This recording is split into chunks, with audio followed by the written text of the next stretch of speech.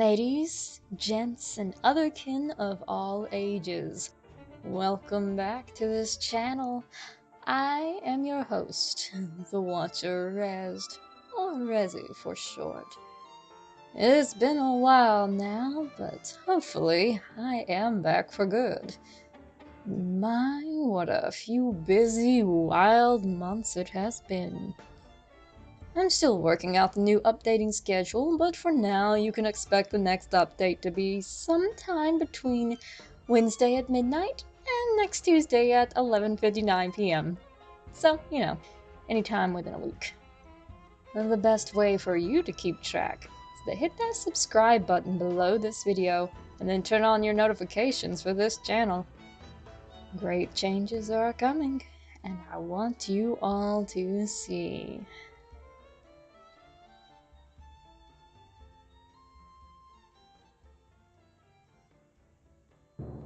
And tonight, as a special return treat, I will be telling you a true story. One relayed to me by a former coworker that happened just this past year. Now, pull up a chair or snuggle under those blankets, and let us begin.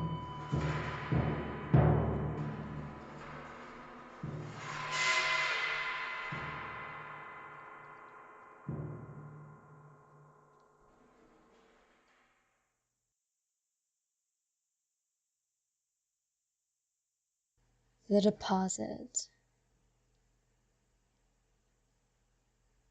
This story was relayed to me by a former coworker. Since she still works at the place, I'll be keeping both her name and the name and location of her business a secret for reasons that will become obvious as the story progresses. For the story's sake, though, we'll refer to her as Joanne. I had worked with Joanne for a few months and knew her to be a remarkably practical person, not one given to exaggerating things simply for the sake of playing up the drama. If anything, she had a tendency to downplay things that were actually wild. For example, we once had an insane customer that threw an ungodly fit, threatening to burn down not only the store but to also track down the manager's home and burn it to the ground too. Needless to say, he got carted off by the police, and we had security alerts anytime someone spotted the guy anywhere near the shopping center. Now, most people would call that incident bizarre, and say that they got threatened by a madman. Joanne, however, if prompted, would just say, "We had a customer who was a bit irate." So, when she came into work one day and relayed this story, there was hardly a reason not to believe her. For the record, Joanne works at a jewelry store. And jewelry stores, like most businesses, often have a deposit that has to be made at the bank. The times for the deposit, who takes it, the route they take, and whichever bank branch they go to, it's always switched up, so it's harder for crooks who have been casing the store to catch when an easy robbery might be. Sometimes they'll send more than one person in separate vehicles, so one can either scope out the area to make sure it's all right, or drive by shortly after the deposit carrier has arrived, just in case something happens. Well, this particular incident happened late one night. The game plan had been to take the deposit to one particular bank branch nearby, but deploy the two-card method, just in case. The route was usually fairly safe, and since Joanne's coworker at the time needed to get home to check on her sick child, Joanne said she could take the deposit herself. And so she did.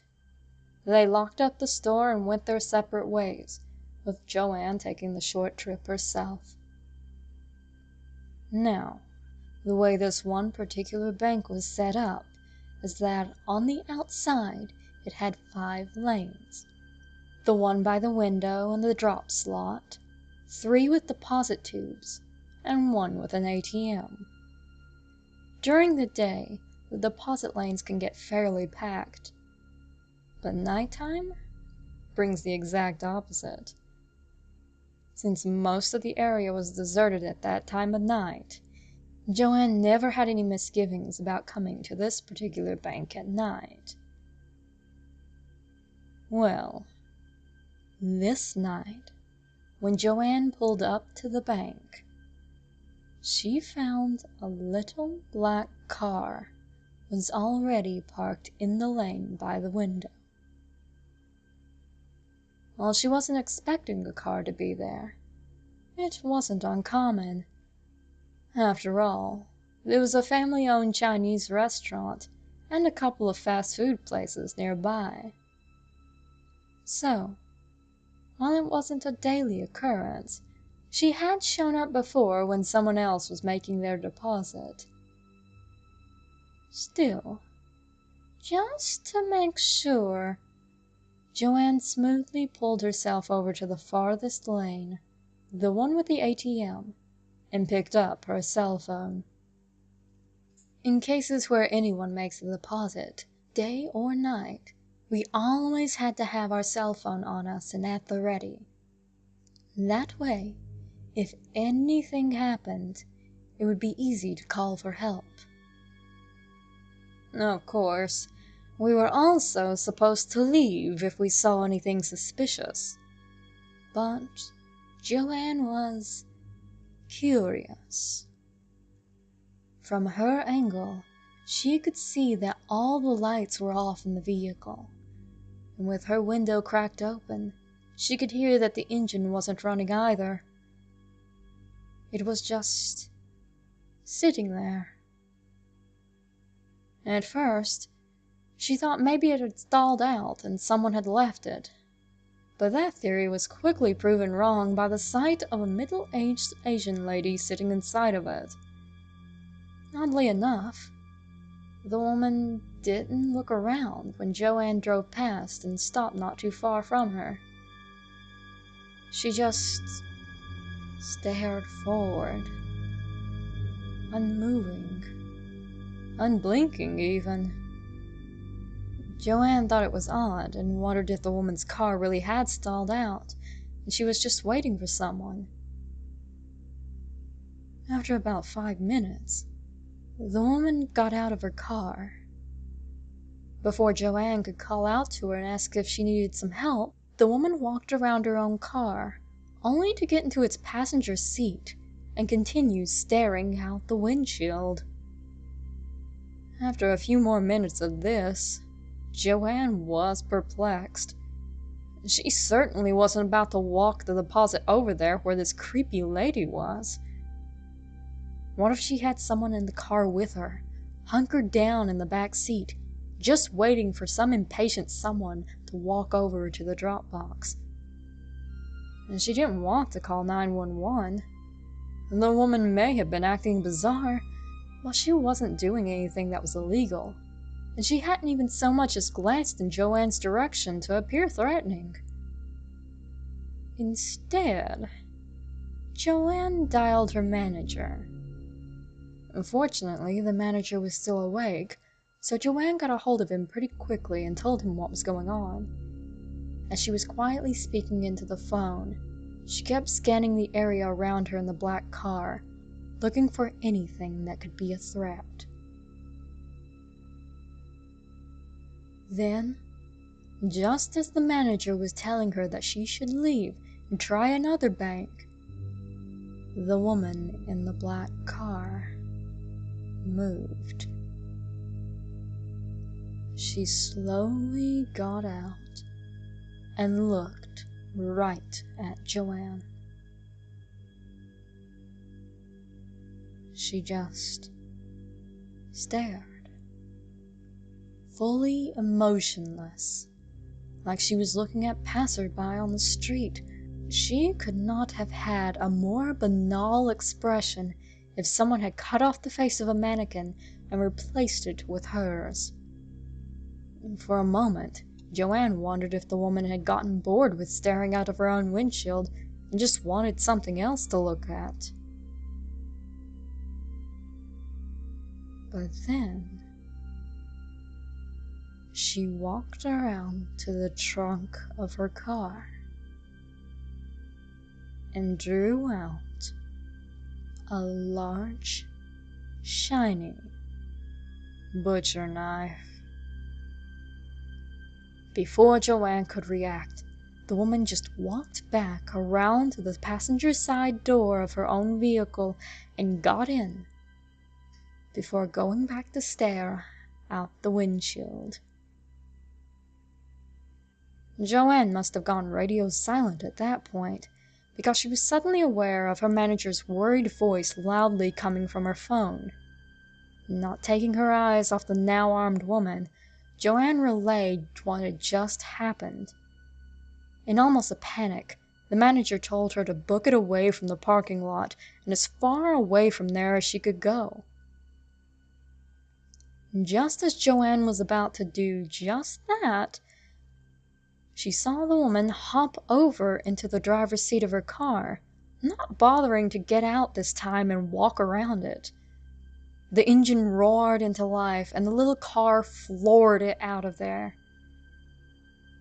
Joanne pulled up and saw the other car stop just in front of the Chinese restaurant up at the end of the shopping center. With the car gone, Joanne told her manager what had happened, who was still telling Joanne that she needed to get the AG double toothpicks out of there. With the potential danger now gone, though, Joanne just maneuvered over to the drop box and made a deposit before leaving. She got a major scolding from her boss, but the job was done, and she wasn't hurt, so what was the big deal? She even laughed about it as she told us this. But I have to wonder, since Joanne has a history of downplaying even the most harrowing events, how much scarier would this have been for anyone who didn't have Joanne's emotional filter?